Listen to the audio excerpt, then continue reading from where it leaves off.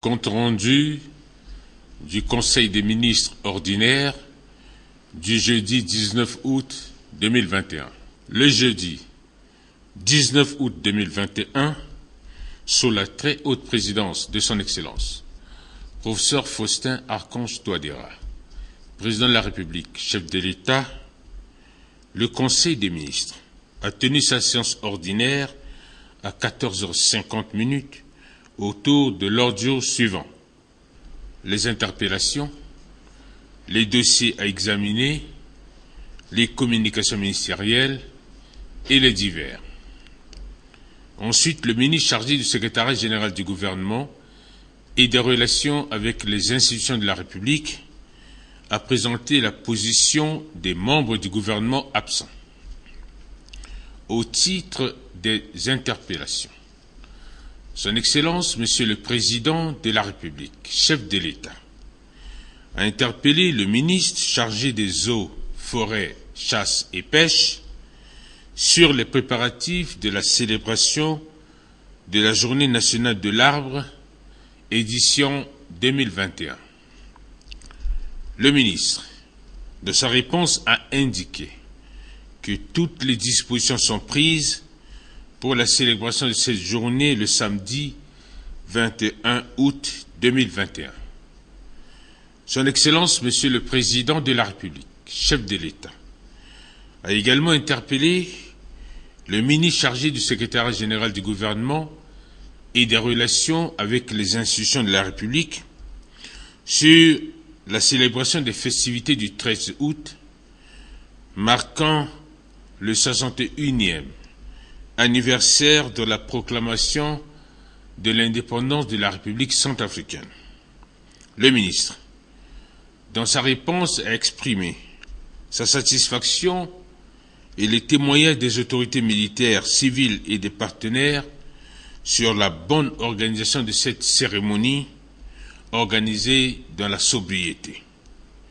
Il a par ailleurs fait mention du relâchement des services de protocole à la fin de cette cérémonie, occasionnant des difficultés pour les membres du gouvernement et les autres corps constitués de l'État de quitter les lieux dans de bonnes conditions.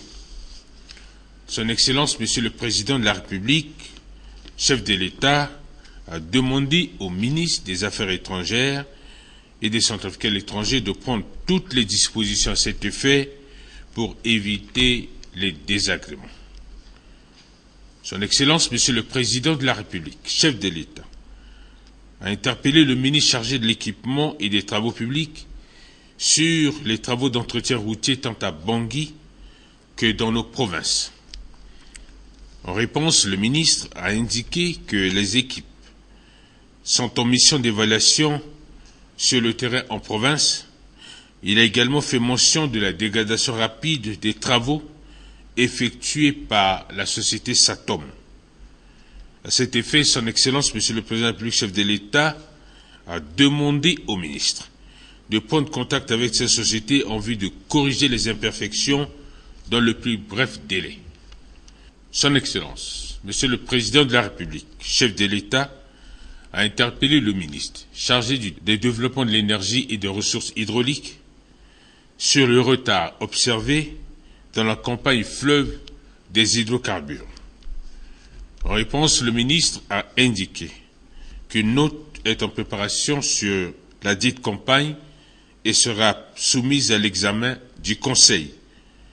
Des réunions hebdomadaires doivent être organisées avec les marketeurs en vue d'évaluer cette situation, a fait noter Son Excellence, Monsieur le Président de la République, chef de l'État. Toutefois, le ministre a fait noter que les difficultés sont observées au niveau du Congo pour l'indisponibilité des barges au titre des dossiers à examiner. Le ministre d'État chargé de l'économie, du plan et de la coopération internationale a soumis à l'examen du Conseil la note relative aux factures impayées des masques anti-Covid produits dans le cadre du projet Londo.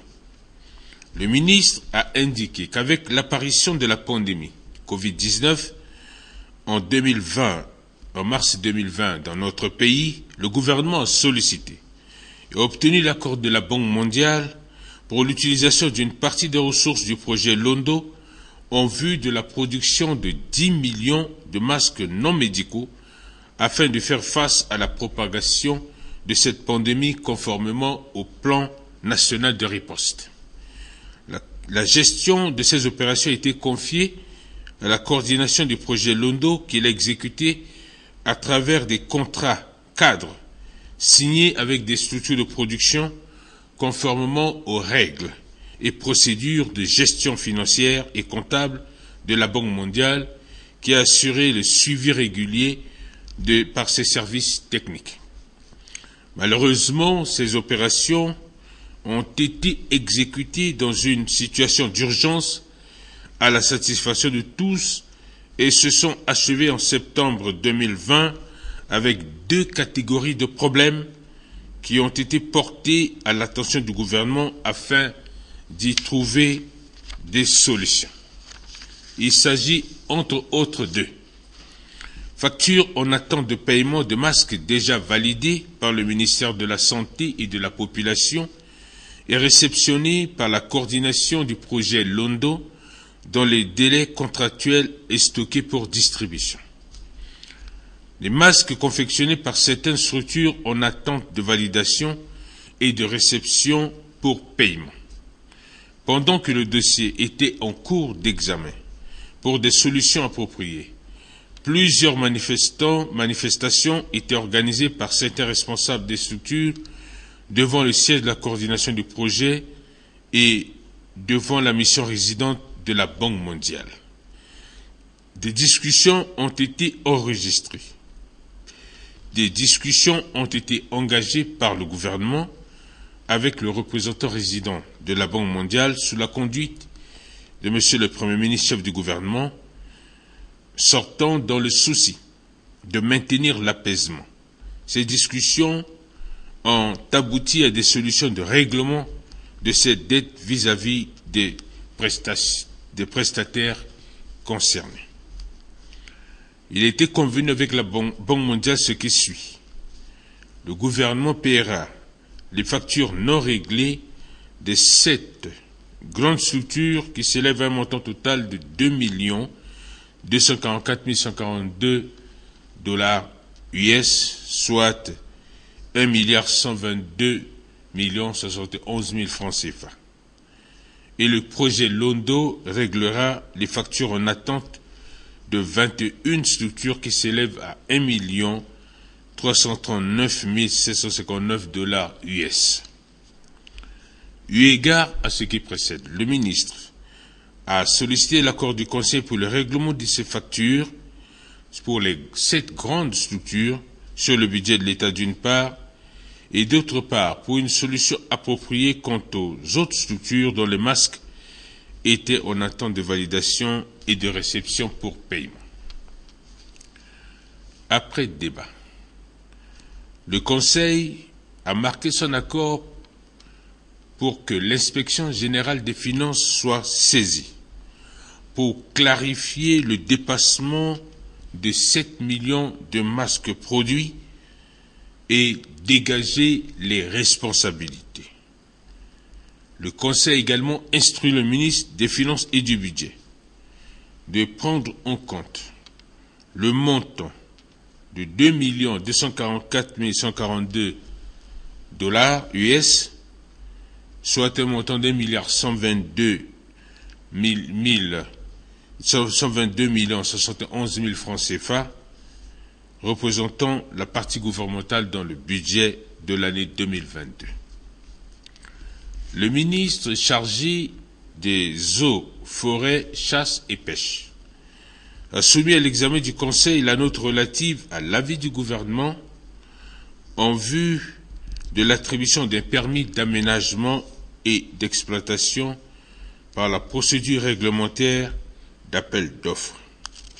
Le ministre a indiqué que le permis d'aménagement et d'exploitation numéro 191, situé dans la préfecture de la Sangha-Mbaéré, initialement attribué à la société Rougier Sangha-Mbaéré SA, a été fait retour au domaine de l'État par décret numéro 20.232 du 4 septembre 2020. Pour mettre en valeur ce potentiel forestier, le département des eaux, forêts, chasse et pêche se propose de procéder au lancement dans l'immédiat de l'appel d'offres pour l'attribution de ce permis d'exploitation et d'aménagement conformément aux dispositions de la loi portant code forestier en République centrafricaine. À cet effet, le ministre a sollicité l'accord du Conseil pour permettre au comité interministériel de prendre les dispositions pratiques nécessaires conformément aux textes en vigueur en vue d'attribuer ce permis à une société requise. Au terme des débats, le Conseil a marqué son accord et a instruit le ministre d'appliquer dans la transparence les dispositions des textes en la matière relatives à l'appel d'offres. Le ministre chargé des Arts, de la Culture et du Tourisme a soumis à l'examen du Conseil le projet de loi portant création du Bureau centrafricain du droit d'auteur et droit voisin, BICADA. Le ministre a indiqué que depuis l'institutionnalisation du droit d'auteur en République centrafricaine par ordonnance numéro 85/002 du 5 janvier 1985 et la création du Bureau centrafricain du droit d'auteur, BICADA, par décret numéro 85/006 du 5 janvier 1985, la gestion collective des droits a été confrontée à des difficultés diverses qui n'ont pas permis d'atteindre les objectifs assignés à cette institution dans l'intérêt des artistes. En vue de trouver une solution définitive à ce problème, un processus de réforme du BICADA avait été lancé en 2010 pour permettre à celui-ci de se conformer aux normes internationales en vigueur, ce qui a finalement abouti à la ratification des traités de Beijing et de Marrakech le 27 décembre 2019 et à la promulgation de la loi numéro 20.020 du 6 août 2020 relative aux droits d'auteur et aux droits voisins en République centrafricaine. La poursuite des réformes engagées et la mise en œuvre des dispositions de cette nouvelle loi exigent la création d'un nouvel organisme de gestion collective des droits qui prennent en compte les nouvelles donnes qui y sont contenues. Eu égard au fait que ce projet de loi a suivi son parcours normal d'élaboration, le ministre a sollicité du Conseil son adoption. Après débat, le Conseil a adopté le dit projet de loi et a instruit Madame le ministre de prendre toutes les dispositions nécessaires en vue de sa transmission à l'Assemblée nationale pour examen et adoption.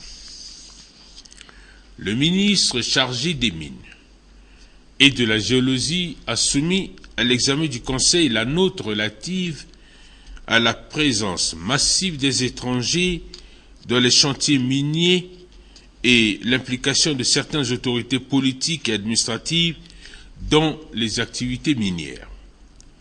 Le ministre a indiqué que plusieurs gisements d'or ont été découverts ces derniers temps à l'ouest et au nord de notre pays, notamment à Gamboula, à Madagascar, Guiaboua, Aba, Niemyelewa, Pawa, Bossangwa, Kouki, Ndélé et Gordil par des orpailleurs illégaux.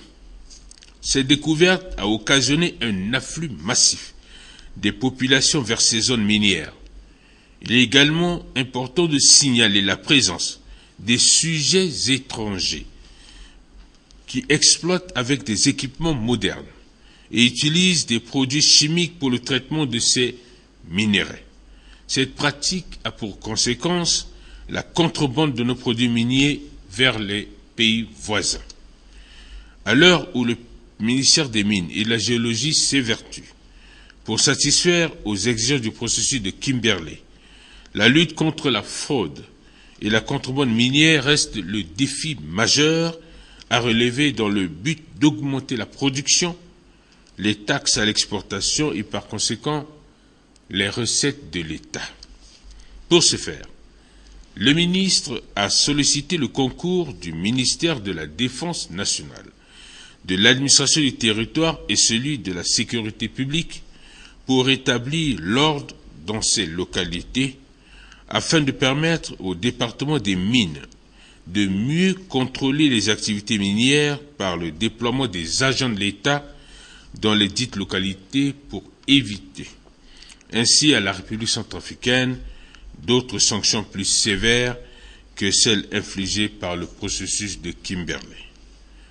Au terme des débats, le Conseil a marqué son accord pour qu'un comité interministériel soit mis en place, composé des ministres de la Défense nationale, des mines, de l'administration du territoire et celui de la sécurité sous la coordination du ministre d'État chargé du désarmement, démobilisation, réintégration et rapatriement en vue de mener des réflexions sur les stratégies sécuritaires à ce sujet.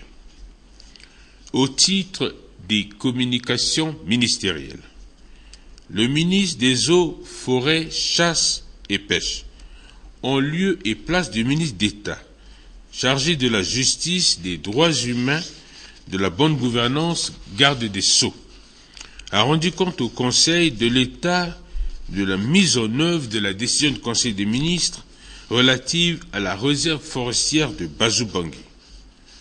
L'autorité de l'État doit être restaurée à tous les niveaux.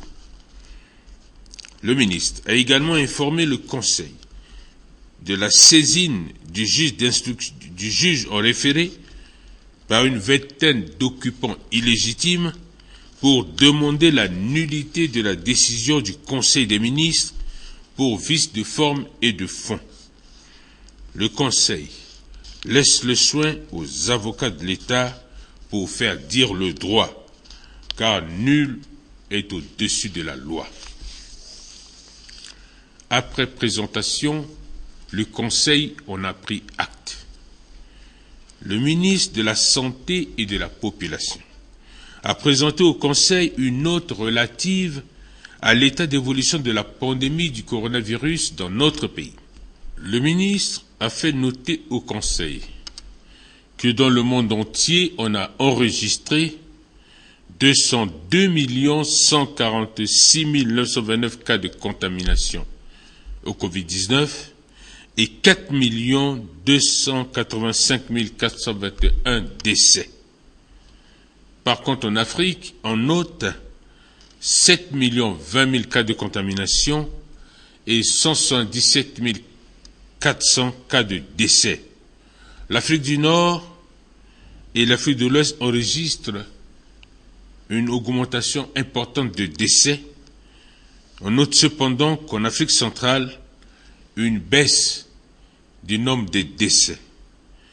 Notre pays, la République centrafricaine, a enregistré depuis quelques mois aucun cas de décès au Covid-19. Dans le cadre des actions du gouvernement relatives à la lutte contre cette pandémie, la situation épidémiologique à la date du 18 août 2021 se présente comme suit. 62 960 personnes testées à ce jour, 3 nouveaux cas confirmés, 3 cas asymptomatiques, 0 cas symptomatiques sur 68 personnes testées.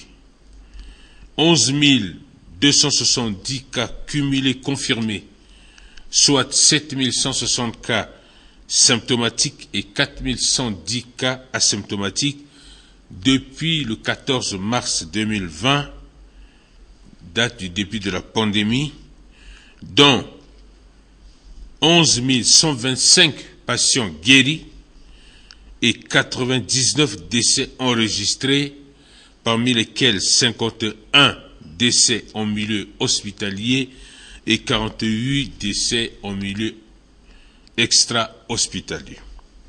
6 579 cas confirmés à transmission locale et 581 cas importés depuis le 14 mars 2020 date du début de cette pandémie dans notre pays. 0 décès enregistré dans les 33 dernières semaines de l'année en cours. 81 369 personnes vaccinées contre la Covid-19 à ce jour dans les districts sanitaires numéro 1, 2, 3, 4 et 7. 348 appels reçus par la ligne verte 1212, 10 206 appels cumulés depuis le début du 1er juillet 2021. Au titre des divers, le ministre chargé de la fonction publique et de la réforme administrative a informé le Conseil de la situation des fonctionnaires et agents de l'État ayant l'âge de la retraite à la fin des années 2021, 2022 et 2023. Le ministre a fait noter cependant quelques irrégularités par rapport aux chiffres communiqués et a pris le soin d'informer les autorités de contrôle pour des vérifications appropriées avant de soumettre à l'attention du Conseil des ministres ce dossier. Le ministre d'État, chargé du désarmement, de la démobilisation, de la réintégration, du rapatriement et du suivi de l'accord politique pour la paix et la réconciliation dans notre pays, a rendu compte au Conseil de sa participation aux festivités du 13 août 2021, marquant le 61e anniversaire de la République centrafricaine, célébré à Mokinda, dans la sous-préfecture de Mbaïki. Monsieur le ministre d'État était accompagné de Madame le ministre du Travail et de la formation professionnelle. Monsieur le ministre d'État se réjouit de la parfaite organisation de ces festivités qui est marquée par la présence des autorités locales, de la veuve de feu président David Dacko, père de l'indépendance, Brigitte Dacko, qui, au nom de la famille Dacko, a vivement remercié son Excellence, Monsieur le Président de la République, chef de l'État, d'avoir une pensée particulière pour le président David Dacko et d'avoir autorisé l'octroi des indemnités aux veuves des anciens chefs d'État. Madame le ministre chargée du Travail, de l'Emploi, de la Protection sociale et de la formation professionnelle a également informé le Conseil qu'en marge de cette célébration à Mokinda, elle a rencontré des jeunes de cette localité, particulièrement des jeunes femmes qui travaillent dans les activités agricoles. Elle se propose, avec le soutien du ministre de l'Agriculture, de revenir dans cette localité pour les encourager et faciliter le développement de leurs activités. Le ministre chargé du développement de l'énergie et des ressources hydrauliques a présenté au Conseil également les remerciements de la société Enerca dans le cadre de l'ouverture de l'usine de Boili 2, placée sous le très haut patronage de son Excellence, Monsieur le Président de la République, chef de l'État. Le ministre a également informé le Conseil que lors des célébrations des festivités du 13 août 2021, marquant le 61e anniversaire de la proclamation de l'indépendance de notre pays, il a participé à Gbango au dépôt de gerbes de fleurs sur la tombe du regretté professeur Abel Goumba, ancien vice-président de la République. Il a également transmis les vifs remerciements de la famille Goumba à son Excellence, Monsieur le Président de la République, chef de l'État.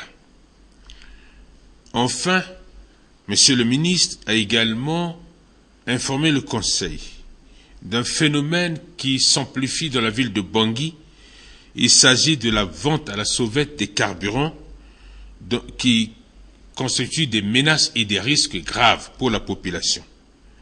À cet effet, un comité est mis en place pour mettre fin à cette pratique.